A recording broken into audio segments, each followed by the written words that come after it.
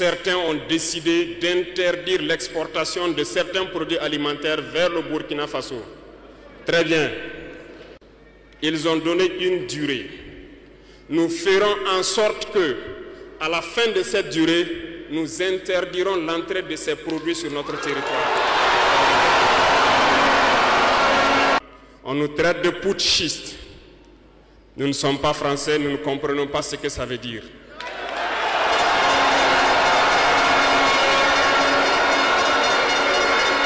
Et les valets locaux, qui sûrement ne comprennent même pas le sens profond du mot, nous appellent aussi putschistes. Très bien, on se l'approprie. Au fil de ces années, pour ce qui concerne le Burkina Faso, vous avez dû remarquer, tous les corps ont été déstructurés. Plus d'entraînement, plus rien pour l'armée. Ils ont imposé dans tous nos états-majors, toutes nos écoles et toutes nos structures stratégiques ce qu'ils ont appelé des conseils militaires. Lorsque nous nous sommes révoltés le 30 septembre 2022, la première des choses était de chercher à savoir qui sont ces conseillers militaires et où ils étaient. Nous avons donc pu identifier que le mal est profond. Et la première des choses était de leur demander de quitter notre armée.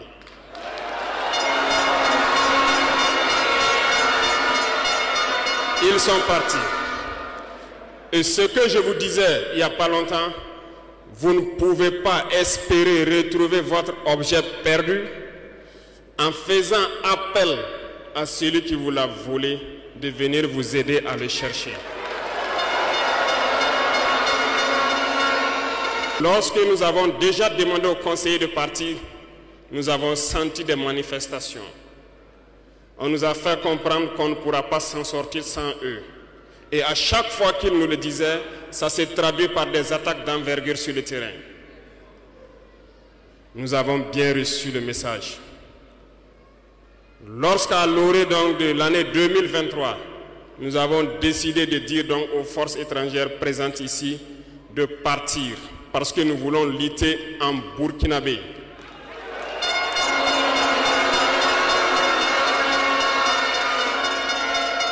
Ils ne l'ont pas sûrement apprécié. Mais pourquoi venir mourir sur nos terres pour nous? Nous préférons combattre nous-mêmes. Nous avons demandé à ce qu'ils retournent chez eux. Malheureusement, je vous le dis ici aujourd'hui, comme j'aime le dire, la colonisation est rentrée. Il y a des esclaves de salon qui n'ont toujours pas compris. En son temps, des officiers militaires nous ont écrit et nous ont approchés pour nous dire que c'était une très mauvaise décision et que nous n'allons pas tenir 2 mois. Des fiches ont été écrites. On nous a transmis ces fiches pour nous faire une analyse stratégique de leurs pensées. Nous avons dit, c'est soit nous sommes souverains ou nous restons esclaves à jamais. Effectivement, lorsque le dernier soldat a quitté le Burkina Faso, nous avons compris de quoi est-ce qu'il s'agissait. Les attaques se sont enchaînées immédiatement. Déou, Tinakov, Partiaga, ainsi de suite. Mais ce qu'ils avaient oublié, c'est que le peuple du Burkina Faso avait compris notre message et s'était engagé sur la même voie que nous.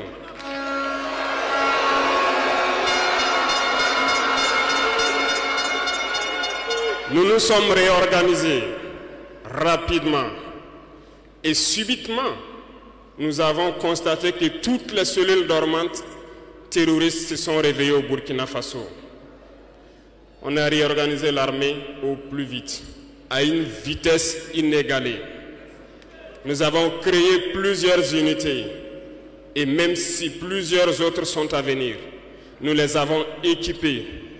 Et aujourd'hui, cet équipement se poursuit parce que dans les jours à venir, les mois à venir, ce que vous allez voir venir au Burkina Faso doit faire de notre armée une puissance à craindre.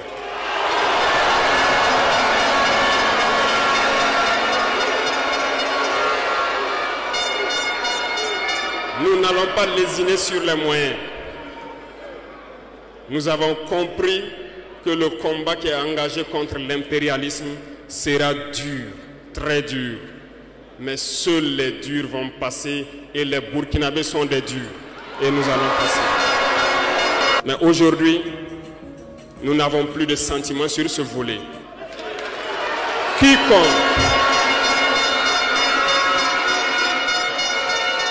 Quiconque va trahir sa patrie au profit de l'impérialisme, il sera traité comme tel. Nous avons mis en garde pendant plus d'1 an les valets locaux, les esclaves de salon, pour qu'ils ne trahissent pas leur patrie au profit de l'impérialisme. Certains ont compris, se sont rangés. D'autres n'ont pas compris, peut-être se croyant plus malins. Mais aujourd'hui, nous n'avons plus de sentiments sur ce volet.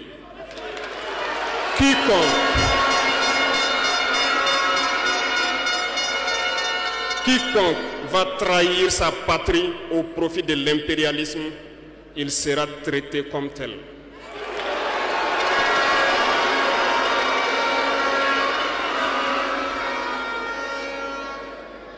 Revenons à notre fameuse CEDEAO.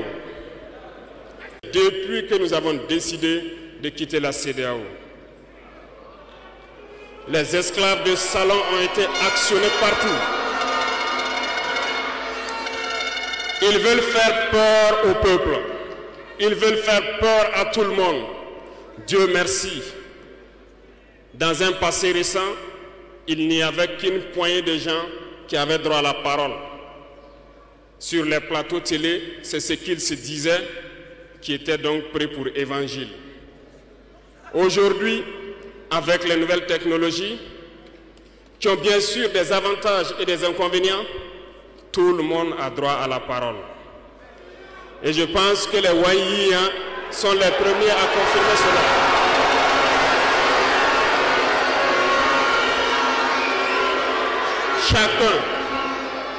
Chacun peut faire son analyse sur une situation. On peut certes se tromper, mais lorsqu'on vient vers nous pour comprendre, nous sommes bien ouverts pour vous expliquer les démarches.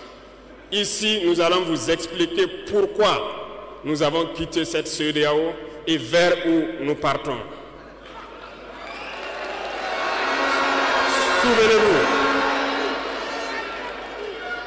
que c'est en 1975 que ça a été créé. Et ça a été créé pour la majorité des chefs d'État putschistes, comme ils aiment le dire. C'était des militaires qui ont pris le pouvoir et qui ont pris les responsabilités pour créer la CEDEAO, pour qu'il y ait un véritable essor économique des peuples à l'intérieur donc de cet espace. Plus tard, les soi-disant démocrates se sont invités donc à la tête de nos États. Ils ont vidé complètement la communauté de son fondement. Lorsque le 26 juillet, le Niger a décidé de prendre son destin en main, nous étions surpris de voir la CEDEAO apparaître de je ne sais où avec une force en attente. Où était cette force?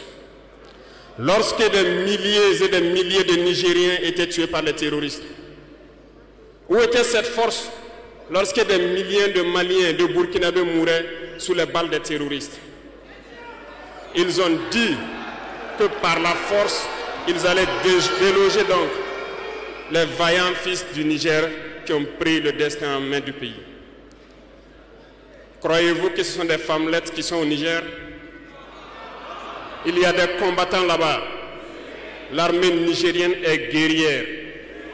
Ils combattent depuis des années. Ce n'est pas une armée de défilé ou une armée de maintien de paix.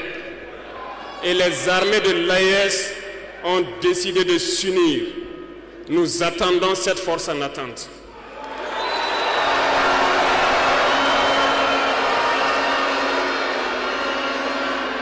Il faut que ces soi-disant démocrates le comprennent. Lorsque des milliers de Nigériens sont morts sur leur lit d'hôpital par manque d'électricité ou par manque de médicaments, c'est du crime. Ils sont responsables de ces sanctions, ils sont responsables de ces morts. La même chose se passe au Mali. Avec le Burkina, nous avons des sanctions indirectes. Parce qu'il faut que les gens comprennent. Lorsqu'ils prennent leurs consignes de l'autre côté, ils viennent, ils font tout pour l'appliquer. C'est honteux. Certains ont décidé de ne pas fournir l'électricité à nos pays. Ce n'est pas gratuit, nous payons. Et ça contribue à leur économie.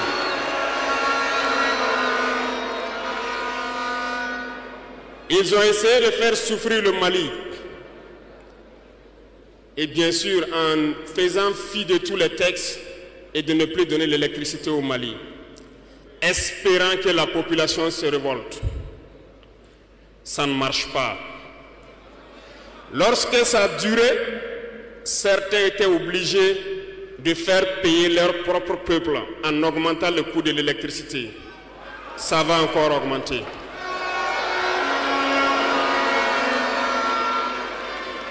Cela nous donne plusieurs leçons. Plusieurs leçons en ce sens que l'indépendance que nous prenons, la souveraineté que nous prenons, nous devons tout faire pour qu'elle soit. Ils nous ont donné de très belles leçons et nous avons très bien compris.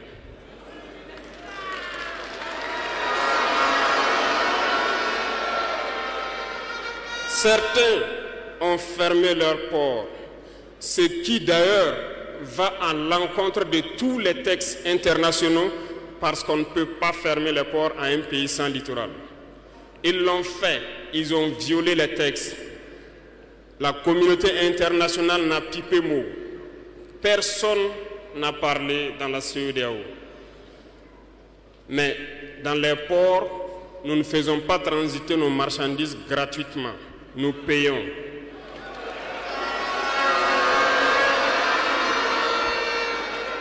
Et ceux-là qui le font récoltent aujourd'hui les pots cassés. Et je pense que c'est une leçon pour eux aussi, qu'il ne faut toujours pas appliquer les consignes de leur maître. Il faut qu'ils le comprennent pour toujours. La CEDEAO n'a jamais fait un communiqué pour féliciter une victoire de nos armées.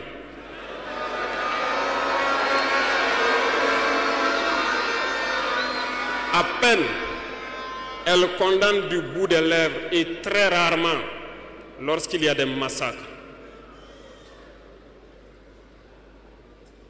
Où est cette CEDEAO des peuples?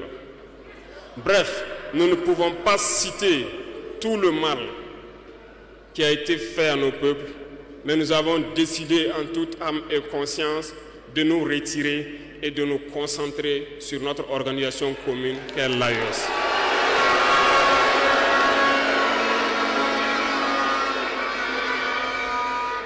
Retenez que il n'y a pas de peur, parce que en prospectant et en nous mettant au travail, nous avons remarqué une chose. Dernièrement, certains ont décidé d'interdire l'exportation de certains produits alimentaires vers le Burkina Faso. Très bien. Ils ont donné une durée. Nous ferons en sorte que, à la fin de cette durée, nous interdirons l'entrée de ces produits sur notre territoire. Thomas Sankara disait que l'esclave qui n'est pas capable d'assumer sa révolte ne mérite pas que l'on s'apitoie sur son sort. Cet esclave répondra seul de son malheur s'il se fait les illusions sur la condescendance suspecte d'un maître qui prétend l'affranchir. Seule la lutte libère. Et je m'en vais vous dire que si pour se libérer, un esclave se fait des illusions sur la providence d'une croyance que son maître lui a imposée pour le maintenir dans les ténèbres, il se fout le doigt dans l'œil. Il restera à jamais aveugle dans les ténèbres et ne verra jamais le jour. C'est un message à toute l'Afrique. Et le Burkina Faso est solidaire et soutient tous les peuples d'Afrique qui souffrent le martyre. Mais nous voulons aussi dire qu'il est temps que les Africains arrêtent de s'apitoyer sur leur sort, de se morfondre, de se lamenter. Il faut lutter. Ça ne viendra pas du ciel tout seul. Il faut lutter d'abord et Dieu va vous aider. Et le Burkina Faso est prêt à aider tous les peuples qui vont mener cette lutte.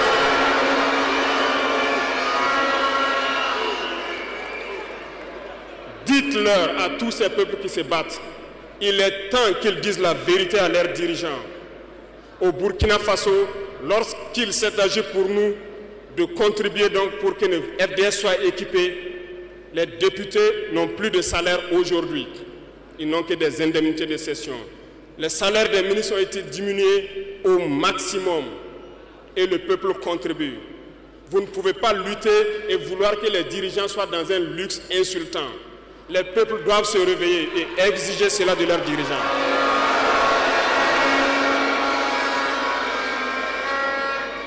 Et pour terminer,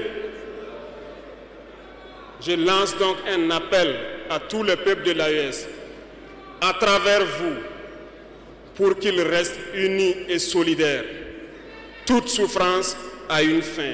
La lutte que nous avons engagée est dure, mais il faut rester la tête sur les épaules parce que l'arme fatale de l'impérialisme reste la manipulation à travers la communication.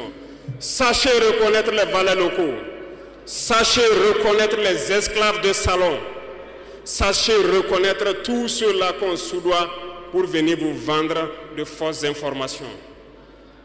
Pour vous-même, restez serein et ne vous divisez pas. Parce que l'impérialisme a 1000 manèges dans son sac. Vous devez être vigilant, vigilant et très vigilant. Merci à vous les VDP donc des différentes villes qui veillent jour et nuit pour que notre patrie reste debout. Et donc rendez hommage tous les jours aux FDS et aux VDP qui se battent au front. Merci beaucoup pour votre attention. Merci à tous ceux qui se sont déplacés ici pour que nous puissions nous entretenir. Merci à ceux qui sont dehors, qui n'ont pas pu accéder. La patrie ou la mort, nous d'accord.